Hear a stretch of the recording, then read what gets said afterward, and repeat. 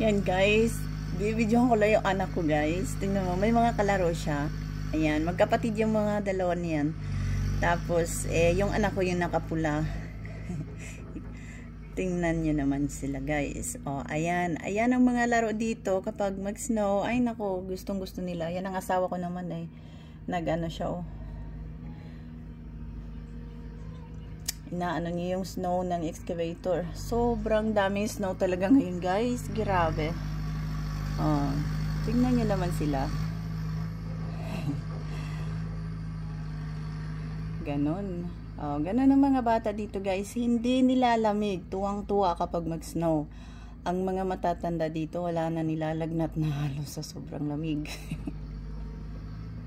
Ayaw na gustong lumabas kasi nga sobrang lamig. Sobrang lamig. Pero yung mga bata, ayan, tingnan nyo naman sila. Hindi nalalamig. So, ayun yung asawa ko guys. Ayan, namalis na. Ayan guys, tingnan nyo sa labas. Ay, grabe. Ay, nako. Oh, ito, balikan natin to. Balikan natin ang mga bata. Oh, tingnan nyo sila guys. Enjoy na enjoy sila sa snow. Kung ano-ano na may ginagawa nila. Yan. Pati aso namin, oh. Nandun din siya.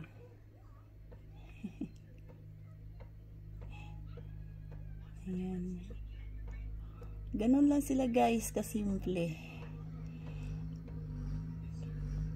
Ganun ang paboritong laro nila kapag mag-snow. Kung ano-ano na yung mga pinagkagawa nila. Gustong-gusto nila sa labas guys. Ang mga matatanda na problema na kasi sobrang lamig. Ayan, nandito na naman yung asawa ko.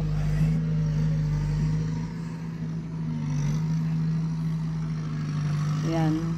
Dito kasi sa lugar namin guys, sobrang laki. Hindi pwedeng mano-mano. Kailangan talaga machine maglinis ng snow, mag-alis ng snow kasi wala.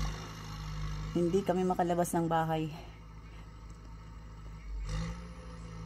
Oh, ayan guys, yan lang muna guys, update for this 23rd of December.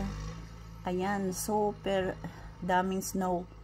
White Christmas talaga dito guys sa Sweden. Bye for now.